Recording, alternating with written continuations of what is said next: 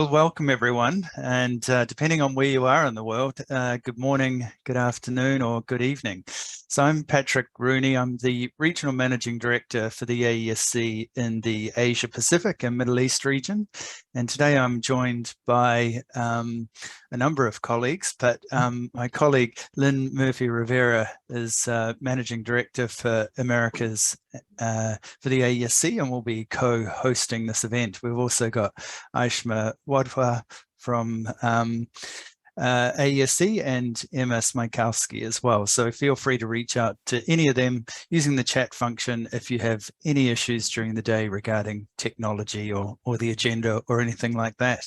We're delighted to see all of you here today at the AESC 2022 Executive Research Forum. This is actually our second global forum of the year, the first one covering Europe, Africa, and the East Coast of the US. These forums are focused on continuing education and peer-to-peer networking for the executive research community. And we've got participants from many countries around the globe today, including Australia, the US, Canada, New Zealand, Hong Kong, and Singapore. So it's a good chance to connect with each other and learn from each other. But at this point, I want to hand it over to Lynn to say a few words. Thank you, Patrick. We have an amazing turnout today. We're really excited. Just want to explain to you, kind of walk you through what's going on. This is day one of the forum, which includes 2 sessions and a breakout for discussion and sharing. And just a reminder, during the breakout, we've asked you to be prepared to share with your group one tool or process or technique that you found helpful in your role. And we're going to start off today with a dynamic panel discussing the discussion that I'm going to be moderating. And you're going to hear from tech experts, essentially, from within our profession on the impact of technology on the future of search. And for the following session, after that, we'll learn tips and gain insights on sourcing for diverse talent pools. And then finally, to wrap up the day, we're going to break out into the small groups, as I mentioned. We'd like to thank our partners, Equilar, Cluen, Invenius, Mintz Group, and Hogan Assessments, and MyClearText, who is providing closed captioning during the presentation sessions today. Over to you, Patrick.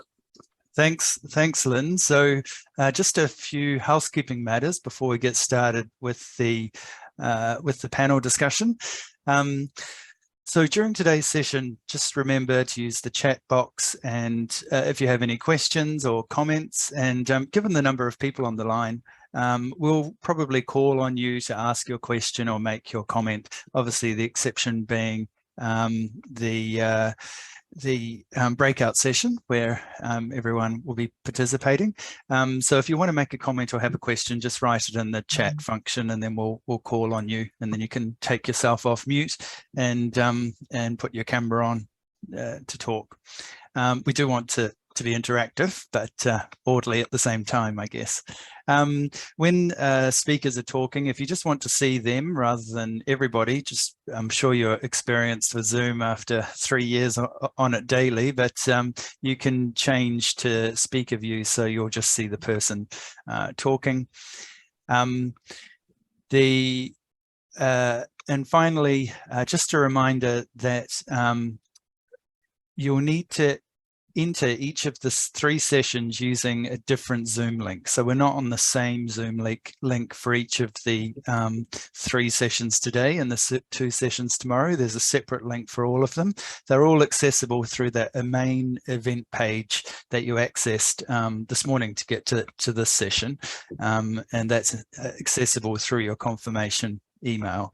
But if you have any problems, any challenges, just send myself, Lynn, Aishma, or Emma a quick chat, and we'll fix your issue for you. But anyway, on to the event and on to the first session. I hope you enjoy what we have planned. First up, we have Bots and Brains, the impact of technology on the future of search. So back to you, Lynn. Wonderful. Thank you, Patrick.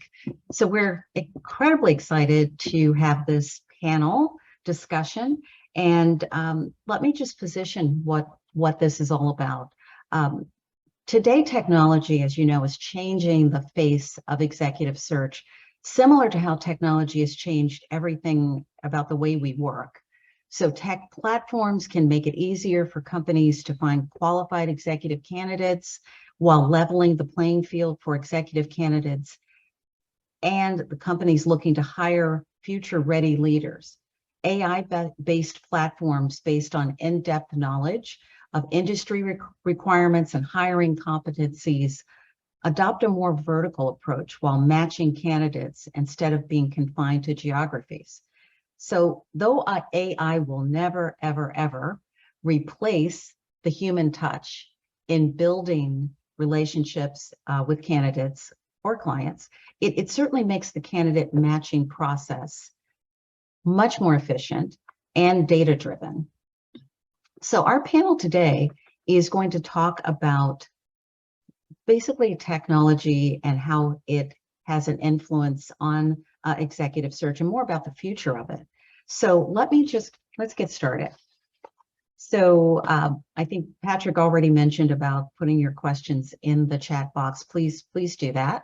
I am Lynn Murphy Rivera. I am the Managing Director of the Americas for the AESC. I am joined today by Belen Gomez, Kulsum Gul, Liz Hayes, and Brenda Johnson. And I would like each one of the panelists to introduce themselves, give a background on your specific area of focus, and really how you came to tech. You know, how did it all begin for you? So why don't we start in that order? Belen, let's start with you. Fantastic. Well, Lynn, thank you for having me on, and thank you to all the attendees. It's a pleasure to see you all virtually. Again, my name is Belen Gomez. I am the Vice President of Strategic Initiatives at Equilar. And for those of you who may not be familiar with Equilar, we are a tech and data governance firm. So we have a platform, it's called Board Edge. So the perspective that I'm bringing to the conversation is essentially from a tool, a platform that is used by both recruiting firms as well as our corporate clients to drive efficiency in the search process, essentially search for candidates in a more efficient way with a focus on finding diverse talent. So I have been at Equilar now going on 10 years. I've been managing our diversity initiatives since 2016 and very involved with the client side in terms of, again, search and matching to candidates. So that's the background that I'm bringing. In terms of how I found myself in tech, Lynn, it's a great question. I sort of fell into it. I'm a psychology major. I had no idea that I would find myself where I am today. But started my career in corporate governance. And as you can imagine, that is one area where technology has really started to influence how companies are governed from the board to the C-suite in all manners. And that was the same for the field, the industry of governance. And search, executive search, board search, where I spend most of my time, is no different. And so really found myself professionally moving into tech in sort of that governance space and that overlap or intersection of data and technology in driving better corporate governance and better boards. So that is my background. Wonderful. Thank you, Belen. Kulsum, let's go with you. Thanks, Lynn. It's a pleasure to be here, and I'm very excited to be on the panel today. As Lynn mentioned, I'm Kulsum Gul. I'm Managing Director of BlueSteps. If you're not familiar with BlueSteps, BlueSteps is the AESC's career service portal. It is where candidates can come and be part of our BlueSteps portal and then be searchable by researchers like yourself. Just to give everyone a little bit of background about myself, I've been at BlueSteps for the past year working on improving our BlueSteps product offering. But I really started out in tech at a very young age, being exposed to it through grade school. And that led me into pursuing a degree in computer science. After I finished my degree, I realized I didn't want to be a software engineer. So I spent the last 20 years actually building up products across both finance, the tech industry, insurance, and now here at BlueSteps, really focusing on the user experience and how can we use technology to create products that are valuable to users and that give them a good user experience as part of that. So thank you again for having me. And I'm Liz Hayes. I'm a consultant at Heidrick & Struggles based in Chicago. I sit within our technology and services practice and also our private equity practice in the firm. And been with Heidrick for, I think, coming up 6 years now, even though that sounds like I've been counting, but I haven't. And so, but no, previously was with a global boutique search firm, was actually based in Hong Kong with them for 2 years, leading some of their internal hiring needs and some of the strategy work over there. And similar to probably Belen, I kind of fell into technology. I joined Heidrick within their services group, and services is actually partnered with technology. So we call it our technology and services group. And really it's because we just see so much of that intersection together.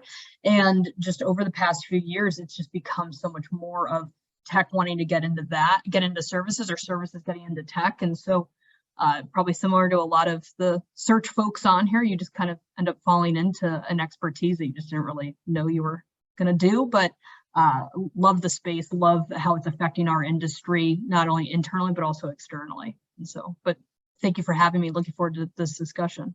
Wonderful, Liz. Thank you. And now Brenda. Right. I am here. I'm Brenda Johnson. So I am part of Rains International. We're still claiming boutique executive search firm. However, I think that title is going to be taken away because of how quickly we're growing. I didn't grow up in search. I grew up in consulting, and I actually grew up in consulting in financial services and tech. So even though this might date me a little, I talk about how I rode the digital transformation wave when my very first consulting engagement was digitizing documents. Liz has probably heard this a few more times than she would like, but essentially that's how I kind of stumbled into it, because I have always had a strategy ops and process focus from a pure operational lens, and technology just lends itself to a certain level of efficiency no matter where you look at it. And then gravitated into talent and how it can actually improve from a talent and org perspective. So happy to be here. Looking forward to it. Wonderful. Thank you so much, all of you. So let's just jump right in. Let's talk about future forward and, a very broad question. In your view, what will be the most significant impacts of technology on the world of work, and specifically with respect to executive recruiting over the next 5 years? Who's going to jump on that one first? Lynn, I can go first. Oh, great. Thank you, Colson. Yeah, in my perspective, I think this most significant impact is going to be the amount of data that's going to be available around candidates and the type of data that's going to be available about them. So including, in the past resumes, and you kind of had the ability to put that data together now. And over the next 5 years, you're going to be able to pull data about a candidate from different sources, their online presence, their past history, things like that. And I think that in combination with giving candidates the ability to have some say in what data is available out there about them and how that can be used is going to be some of the things that will really impact executive search over the next few years. Wonderful, Colson. Liz, what's your thought there?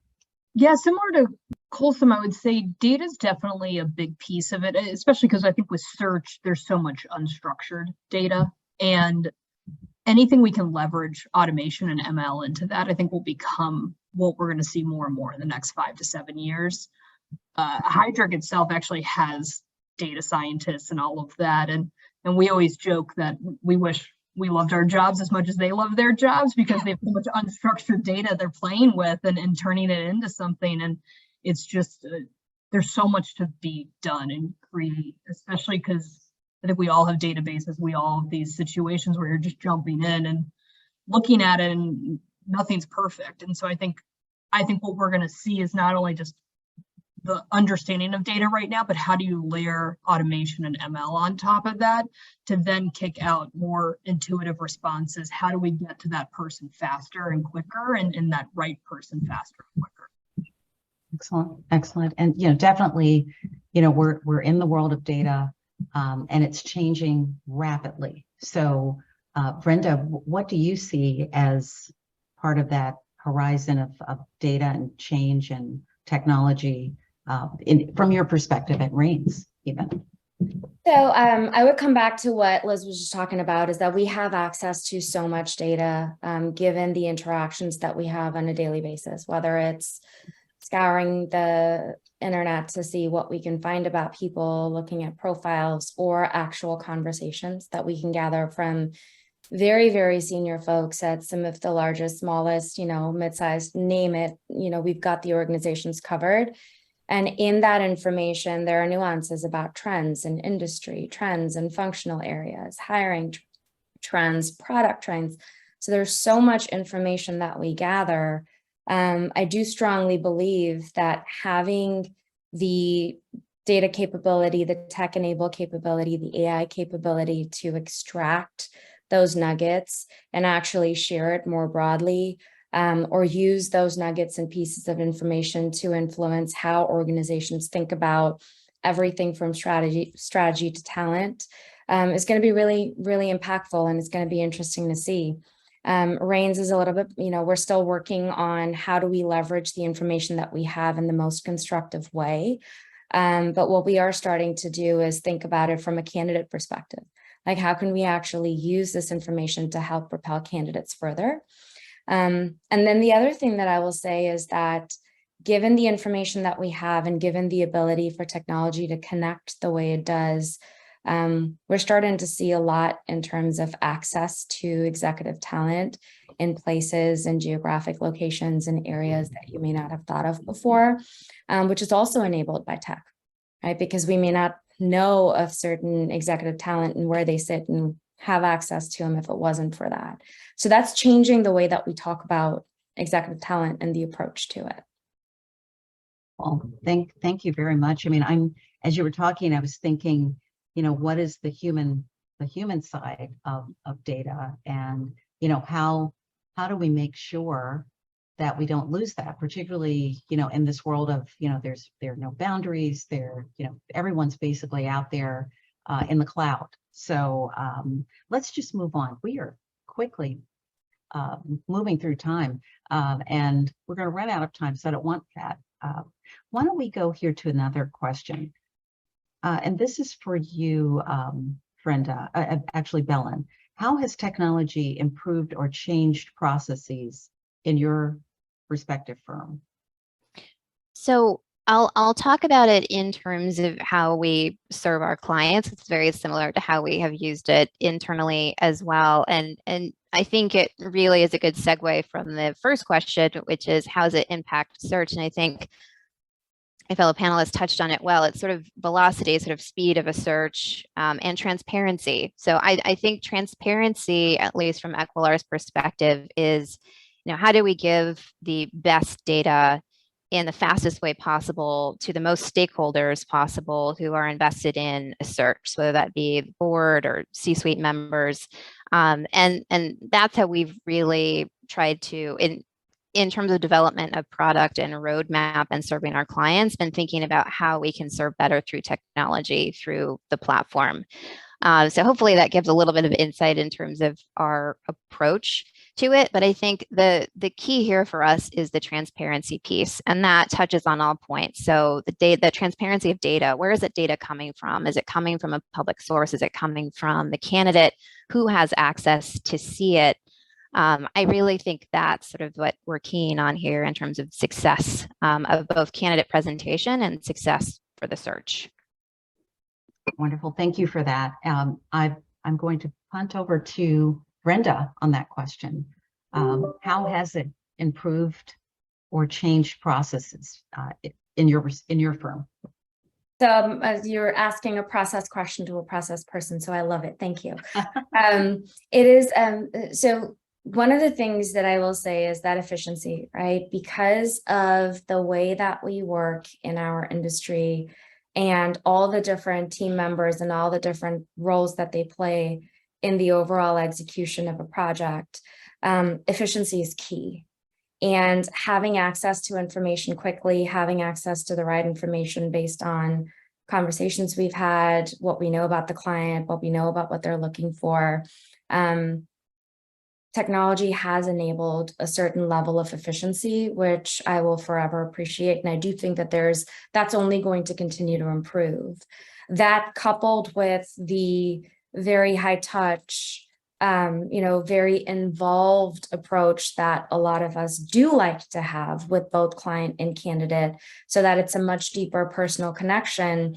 We're only better enabled, and we're, with the information, and we're also better enabled from an efficiency standpoint, because we can learn a lot doing homework on our own rather than getting into a live conversation and asking tactical questions. So I do think from an efficiency standpoint, it is certainly something that's helping us move forward pretty quickly.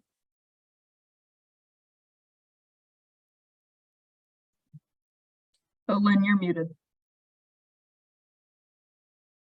Mute out the noise in my background. So I'm going to ask a question now about the tech and culture connection, and specifically, what role does leadership and culture play in establishing a data-driven organization? And Liz, I'm going to ask you this question. We talked about this. Yeah, it's too easy for me to tie it to Heidrick. With the appointment of our CEO, Krishnan, a little over 5 years ago, I mean, his first mandate was, we will become a tech-enabled search firm. And the only way that's possible is it coming from the top like that. And the overall culture of the firm has even changed in the 6 years I've been with the organization. And it's so tech-enabled, it is so data-driven. It comes to a point that it's part of our performance review about data quality and all of that. But I think when you look at what was accomplished in the first 3 years of Krishnan's reign of CEO, when COVID happened, it was too seamless for all of us to go remote. And we were all already using Zoom. Everything was already happening online. We have an online database. We also have an online forum for clients to go into and look everything. But I think at the end of the day, it has to start from the top. But more importantly, there needs to be the further and further layers down that are driving that agenda further, welcoming it.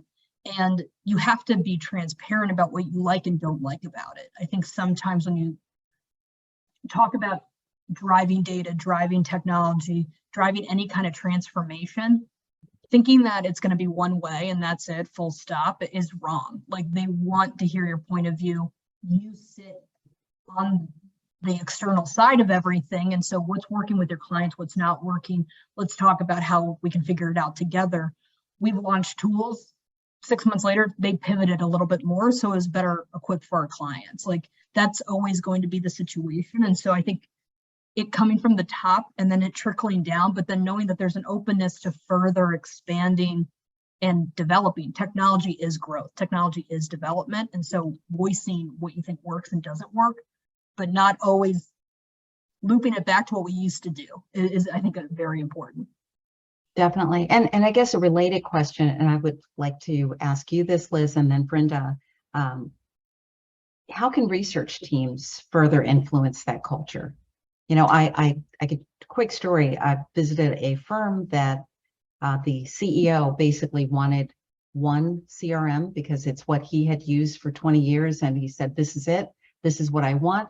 But his team, and he's very respectful of his research team, they overruled him and they chose something that was, pretty much out there in terms of new products, for CRM.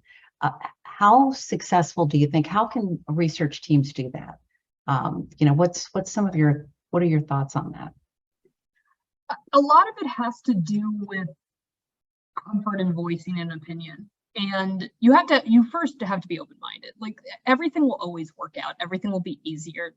Everything seems harder in the first week and month and quarter, but then it becomes secondhand. And so it's just an openness to learn. And then as you're learning, where are there gaps within delivering your job? I think sometimes people are like, this is adding another 3 hours to my day. And it's like, well, no, because you're learning it. Once you learn it, let's talk about how does that still work in that way. And so I think within a research function, a lot of it is just an open-mindedness and just knowing there's going to be lumps. It's going to take a minute. You have to just kind of bear down to an extent, but then voicing where you think gaps are. And it's not necessarily around like what we used to do it's how can we get better and how are we going to be better is where everything needs to get tied to.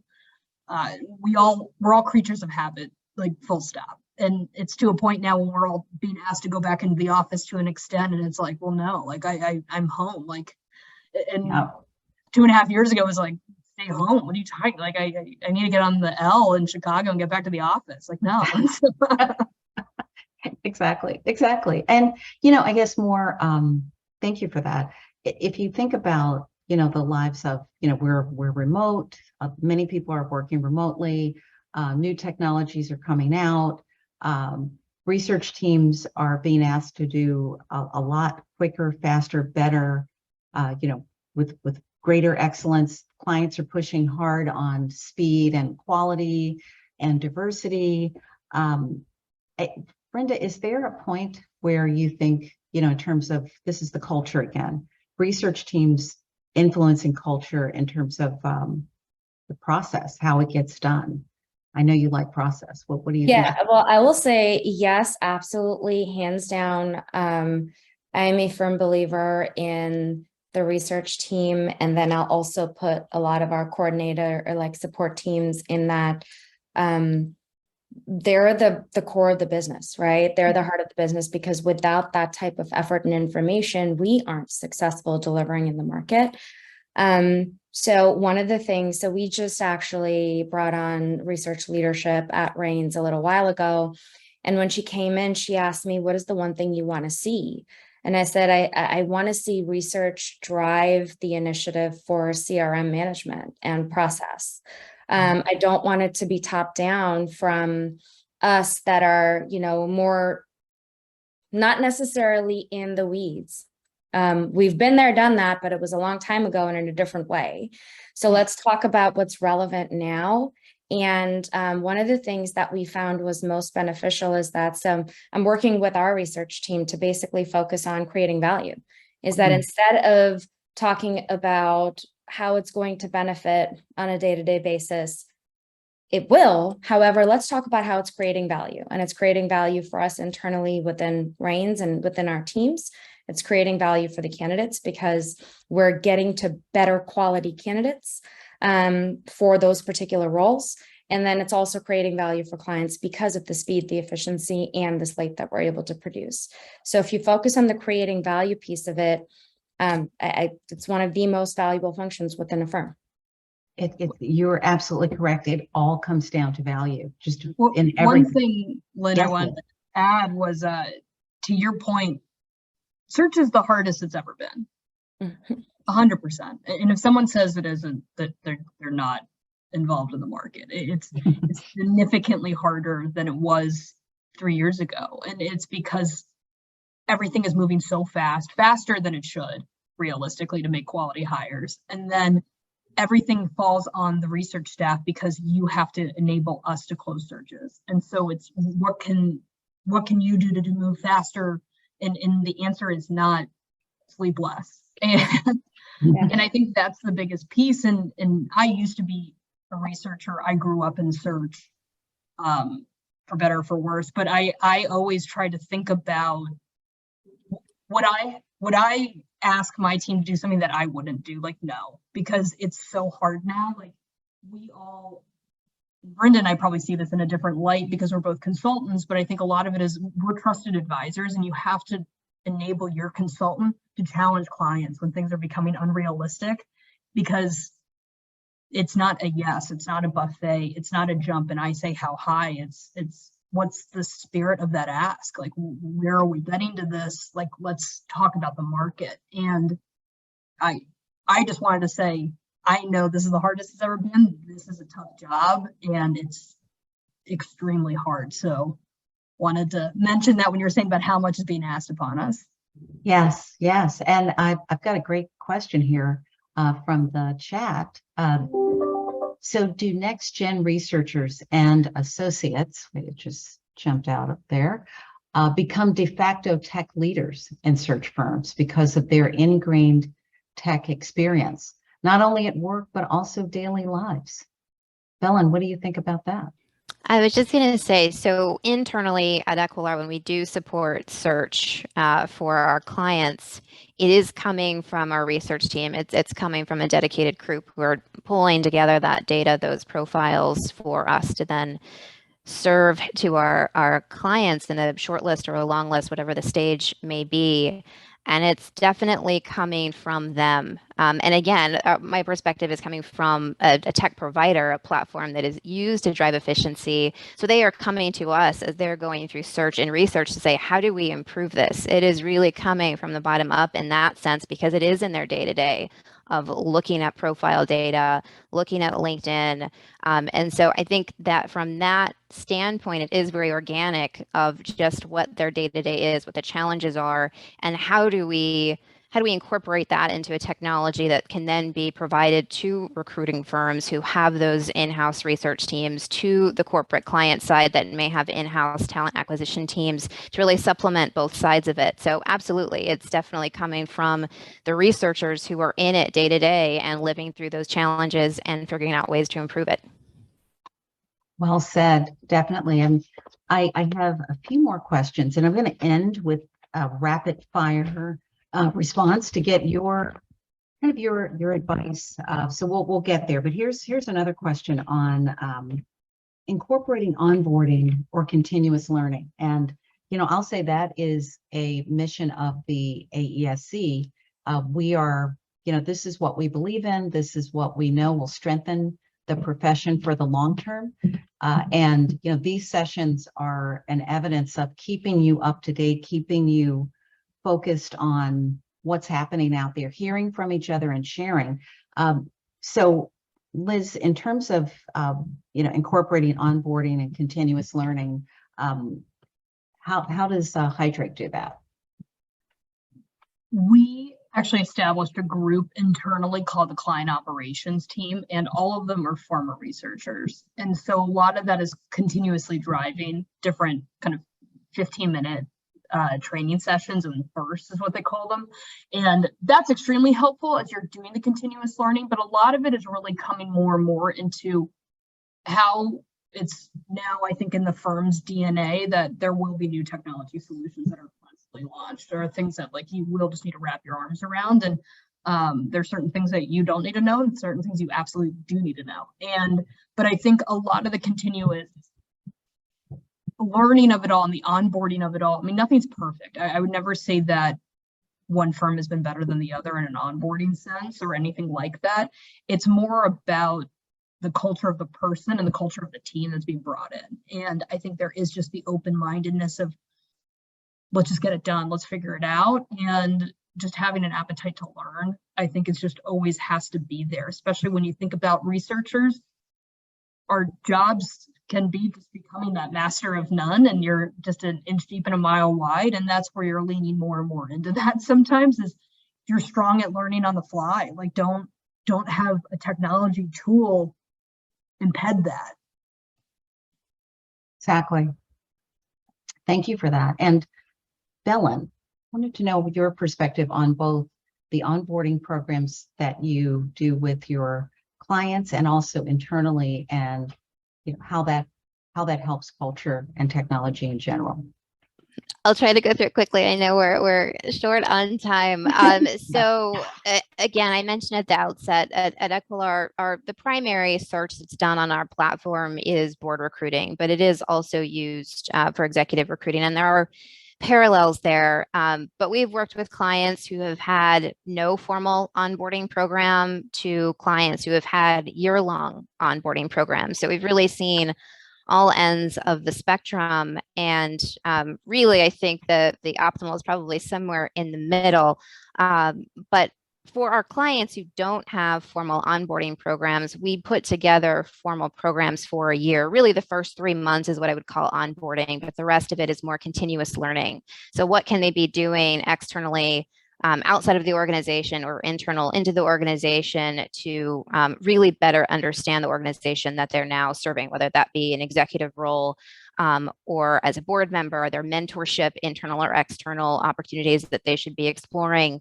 to make sure they are successful as they move forward in their career, whether, again, that be in the C-suite or maybe a first-time board member. So I can't say enough how critical that onboarding program is for success. I think the client, the candidate, also looks at that. The candidate wants to be assured that they're entering into a situation where they are going to get that support, that they do have an onboarding program that they can look forward to, where they can really hit the ground running day one. So from our perspective, again, we've seen it all. And I think as long as there's something that is formally put together for a candidate, again, that candidate will be very much assured that they will have some formal program ultimately to support their success. Internally at Equilar, there are a few things that we do. So we have formal onboarding programs that usually last the first 3 months of an employee's tenure. At Equilar, we also have continuous learning. So we have internal mentorship programs, executive mentorships, and a program that we call LGL, essentially Learn, Grow, Lead. That is an investment of $1,000 to $1,500 a year for each employee to invest in themselves for continuous learning. So that could be going to an industry event, that could be investing in continuous learning education at an academic institution. So those are just some of the ways that we support it. But again, we've seen that at other organizations, clients that we've worked with as well. Wonderful, Belen. That is wonderful that you have a program like that. And, you know, the one thing I'm hearing around the Americas as I talk to members of the AESC as well as non-members, the one critical component that I'm hearing from leaders of executive firms, executive search firms, is that they're worried about keeping their staff up to speed. They're worried about, you know, sort of losing that edge because they're not able to provide the continuous learning that they know you need. So I'm going to start off with this rapid fire response. The question is going to be, what is your quick tip for those looking to better leverage technologies in their work? Mine is, if you're a member of the AESC, sign up for all of the free programs that we provide, get on our website, download the research. There is so much data there that is there for you. So let's go to you, Liz, and we've got 2 minutes. So Liz, boom. Yeah, I would say when it comes to the leveraging the technology piece, I mean, technology is not successful without the human element. And so when you think about putting together the intersection of human and technology, there's only embracement, only adoption, and then knowing that there will be a journey to further doing this, but it's only going to be better in the long run as you are leveraging technology, as you are putting that within your assessment overall and attraction of candidates. It's only going to be quicker. Everything will be a little bit easier, a little bit quicker as you are trying to find that successful candidate, and then further working with each other and your colleagues internally, because there's always something that could be done better. And it's not only going to be a better experience for you, it's going to be a seamless experience with the candidate. It's going to be a successful win for the client. And the goal always is to be celebrating something at the end, and technology can get you to that end quicker. Wonderful. Thank you. Thank you, Liz. So we have 1 minute. Colson, give me yours. Brenda, Belen, we'll end with you. Quickly, Colson. Yeah, I was going to say, you know, my quick tip is don't be afraid to try new technologies that are coming out. You know, there's applications that are coming out all the time, new startups, things of that nature. You know, don't be afraid in your organization to try them out, and also be an advocate for trying out new technologies. Not all organizations are open to change, but if you find something that works and can help you get your job done quicker, you know, be that advocate within your organization to help everyone else out and implement that new technology. Wonderful. Thank you, Colson. Brenda, then Belen. I will say this, use the tech the way it's designed first. Then start thinking about ways to use it differently, because you'll be surprised at how quickly and efficiently you can use the way it's designed. Excellent. Excellent. All I got. Belen. Yes, so final note, and this is actually a follow-up to Colson's, when thinking about new technology, because we really didn't touch on it here, but just perspective from somebody who signs off on new technology investments on my team, using data to tell the story of why you need to invest in that technology. We're all data people, we're in it day to day. So using that to tell your story, tell that narrative to make those investments. Excellent. Thank you so much. There's the value story right there. Thank you for such an incredible panel. And now you're going to be moving to the next link at 7:15 for the next session. So see you all there. This is going to be on diverse pools of talent. So looking forward to that session. Thank you, everyone.